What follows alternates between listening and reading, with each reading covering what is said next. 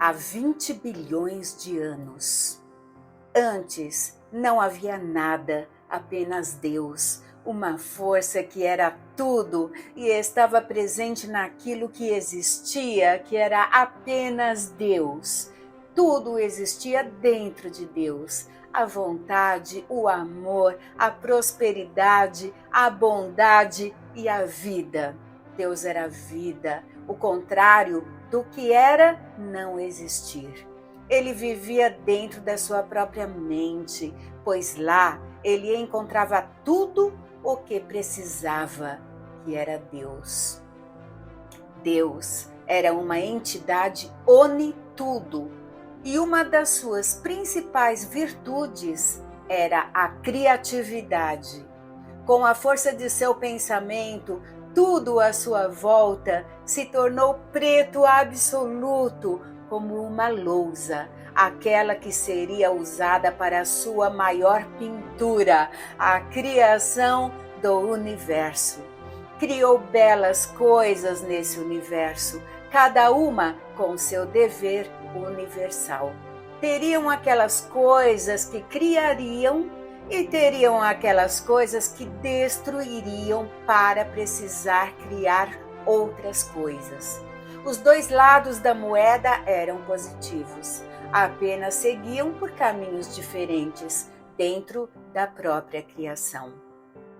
Uma das coisas que Deus planejou desde o início, mas que só aconteceu 13,7 bilhões de anos depois da criação inicial do universo, foi o poder do caos que surgiria no coração do cavaleiro do Apocalipse da morte, Etim. Mas Etim foi criado com uma sede grande de poder. Tudo onde vê a força, ia buscar. A entidade ficou tão poderosa que em apenas 2 dias humanos trouxe um apocalipse eminente que tomou toda a terra, o Sheol e o céu.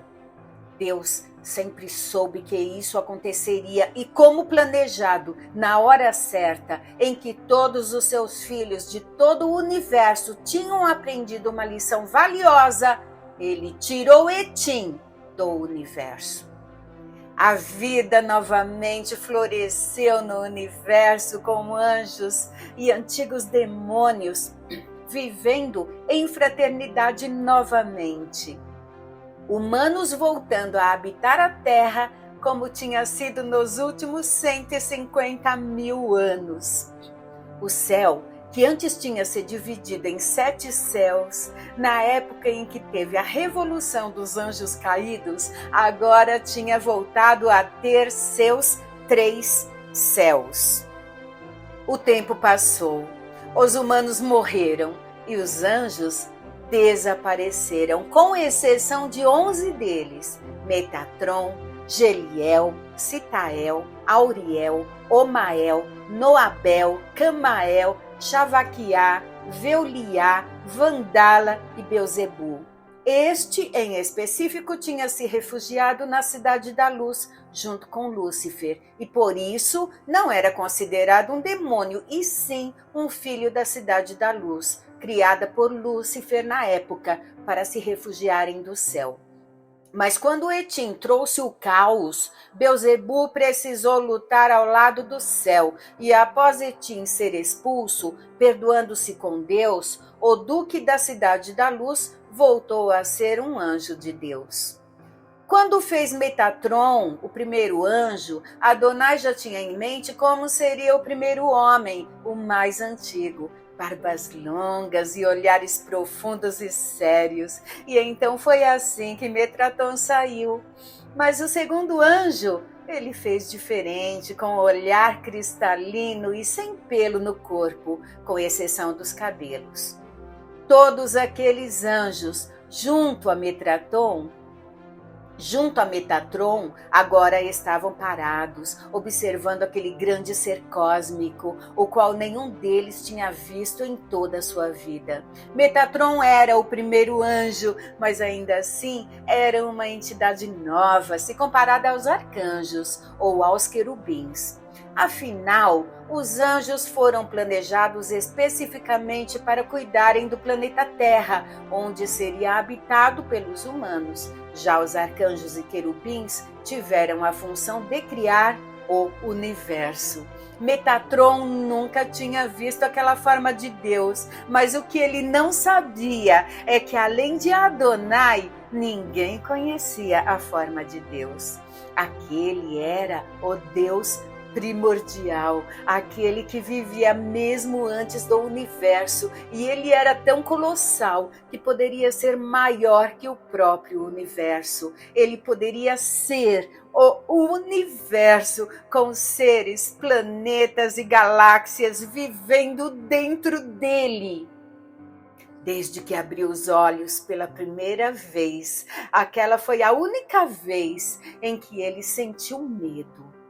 Você compreende agora quem sou eu? Falou Deus, com uma voz irada, colossal.